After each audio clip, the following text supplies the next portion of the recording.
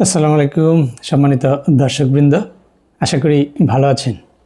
মানুষের জীবনে চলার পথে বিভিন্ন সময়ে অর্থের প্রয়োজন হয়, তবে মাঝে মধ্যে মোটা অঙ্কের অর্থের প্রয়োজন হয়। হঠাৎ করে এতগুলো টাকা ম্যানেজ করা কঠিন। তবে এক্ষেত্রে খুব দ্রুত যে ঋণটি পেয়ে থাকেন সেটি হচ্ছে পার্সোনাল ঋণ। এই ঋণটি কারা পান? যারা সরকারি চাকরি করেন, আধা সরকারি রাষ্ট্রায়ত্ত বিভিন্ন প্রতিষ্ঠানে চাকরি করেন এবং বেতন ভাতাদি বিভিন্ন ব্যাংকের শাখায় হয়ে থাকে, তারাই সাধারণত এই ঋণটি পেয়ে থাকেন। তো পার্সোনাল ঋণ খুব সহজেই পাওয়া যায়। এর বিভিন্ন কাগজপত্র দিয়ে জমা দিয়ে এই ঋণটি আপনি নিতে পারবেন। তো এই ঋণ আপনি কত টাকা পর্যন্ত নিতে পারবেন, এটি সাধারণত নির্ভর করে আপনার বেতন স্কেলের উপরে। আপনার বেতন স্কেল কত তার উপর ভিত্তি করেই সীমা নির্ধারণ করা হয়। তবে আপনি 1 লাখ টাকা থেকে 20 লাখ টাকা পর্যন্ত পার্সোনাল ঋণ নিতে পারবেন। তো এই ঋণের সুদের হার আমাদের ব্যাংকে, মানে আমাদের সোনালী ব্যাংকে হচ্ছে 12%। আর এর মেয়াদ হচ্ছে 5 বছর, সর্বোচ্চ 1 বছর থেকে 5 বছর।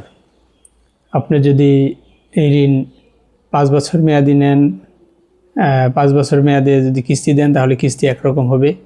আর যদি 1 বছরে দেন, আপনার 5 বছরের মধ্যে যে কোনো মেয়াদেই আপনি নিতে পারবেন, সেক্ষেত্রে কিস্তির তারতম্য হবে। এই ঋণ নিতে হলে আপনার কি করতে হবে?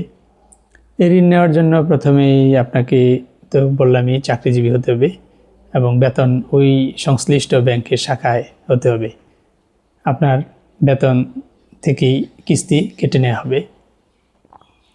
তারপর আপনার লাগবে হচ্ছে এনআইডি, তারপরে পাসপোর্ট অথবা জন্ম নিবন্ধন এবং চেয়ারম্যানের সনদ। আপনাকে নাগরিকত্ব বা কোন এলাকার স্থায়ী বাসিন্দা এটা নির্ধারণ করার জন্য চেয়ারম্যান সনদ, স্যালারি সার্টিফিকেট, তারপরে আপনার পাসপোর্ট সাইজের ছবি।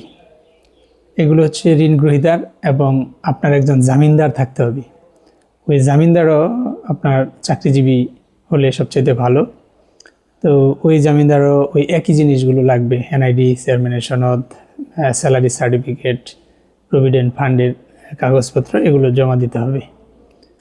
এগুলো জমা দিলে আপনার ঋণ পেয়ে যাবেন। এবং সাথে দিতে হবে হচ্ছে ওই ঋণের সমপরিমাণ একটি চেক আপনার ব্যাংকে অগ্রিম জমা দিতে হবে। তো এই হচ্ছে আপনার কাগজপত্রের বিষয়।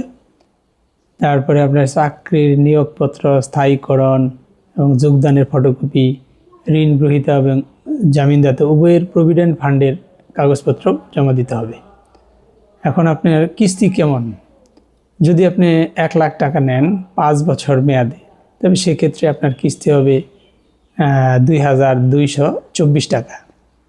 আর যদি আপনি 1 বছর মেয়াদে নেন তাহলে আপনার কিস্তি হবে 8885 টাকা।